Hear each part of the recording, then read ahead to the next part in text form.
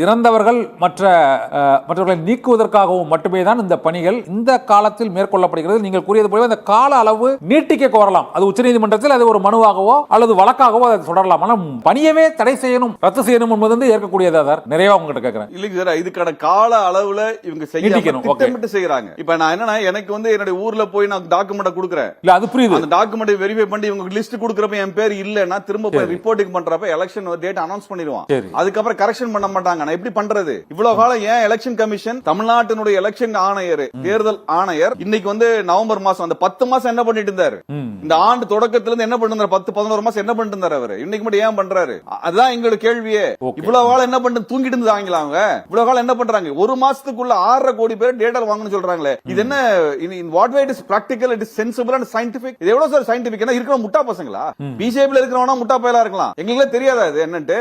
6.5 கோடி டேட்டா எப்படி sir feet பண்ணி, எப்படி வெரிஃபை பண்ணி, எப்படி கொண்டு வருவாங்க? எப்படி சாத்தியம் அது? அவங்க பியூரிபிகேஷன் பண்ணா வேணா ஏதாவது வந்து மந்திரம் வச்சிருப்பானுங்க, அத வேணா மந்திரம் சொல்லுங்க. மந்திரத்தை வச்சு வேணா இத பியூரிஃபை பண்றோம்னு சொன்னா பிஜேபி காரன் சொல்லட்டும்.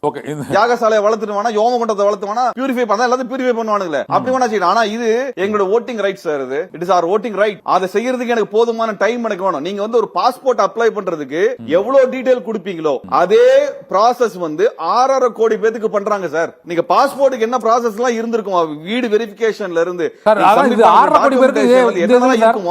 கிட்டத்தட்ட அத்தனை டாக்குமெண்டேஷன் 2004 வாக்காளர் பட்டியல இல்லாதவங்களுக்கு தான் அந்த சான்றுகள் கேக்குறாங்க. மற்றவங்களுக்கு அந்த சான்றுகள் சமர்ப்பிக்கணும்ங்கறது இல்ல. ஃபார்ம் மட்டும் ஃபில் பண்ணி கொடுத்தா போதும். 6.5 கோடி பேருக்கு அந்த மாதிரி நீங்க நானே பேசலாம் சார். இது நம்ம வந்து ஒரு சிட்டிக்குள்ள உட்கார்ந்து நம்ம எல்லாம் பேசலாம். ஒரு கிராமத்துல இருக்கவங்க கிட்ட போகக்கூடிய அதிகாரிகளுக்கு எந்த அளவுக்கு விளக்கமா இருக்கும், இவங்க எவ்வளவு விளக்கமா சொல்லுவாங்க, அவங்க எவ்வளவு விளக்கமா, அவங்களுக்கு எவ்வளவு விளக்கமா புரியும் எப்படி தெரியும்? நம்ம அதிகாரிகள் நம்ம ஏழை எளிய மக்கள் எப்படி பேசுவாங்க நம்ம பாத்துருக்கோம். கலெக்டர் ஆபீஸ்ல இருந்து, ரெஜிஸ்ட்ரார் ஆபீஸ்ல, தாசில்தார் ஆபீஸ்ல இருந்து நம்ம அதிகாரிகள் எப்படி பேசுறாங்கன்னு பார்த்து தானே இருக்கிறோம். அவங்க எப்படி நல்லா பேசுவாங்க, எப்படி அவங்க விளக்க வைப்பாங்க, புரிய வைப்பாங்க, அன்பா அப்படி அரவணைச்சு பண்ணுவாங்களாமா?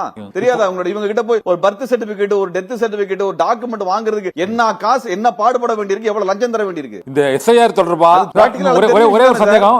இதுல டாக்குமெண்ட் எல்லாம் ஃபில் பண்ணி பண்ணணும்னா என்னால முடியாது. தேர்தல் ஆணையம் திட்டமிட்டு இது இவ்வளவு கஷ்டமா இருக்குதுங்கிற தெரிஞ்சுதான் திட்டமிட்டு பண்றாங்க. இதுல இத்தனை லட்சம் பேர் வாக்குகள் சார். நான் தெளிவா சொல்லிடுறேன் சார். இப்ப எங்களுடைய ஓட்டர் ஐடி, எங்களுடைய ஓட்டிங் லிஸ்ட்ல எங்க பேரெல்லாம் வரலனா தேர்தல் ஆணையம் இங்க இருந்து காலி பண்ணி டெல்லிக்கு போக வேண்டியிருக்கும். சொல்லிட்டேன் நான். எத்தனை லட்சம் பேர் இருக்கிறாங்களோ அத்தனை லட்சம் பேர் தேர்தல் ஆணைய வாசல்ல வந்து உட்கார்ந்து இருக்கும். இலக்கியத்தால் ஒன்றுபட்டு உன்னை போன்ற மக்களே வரலாற்றை படைப்பார்.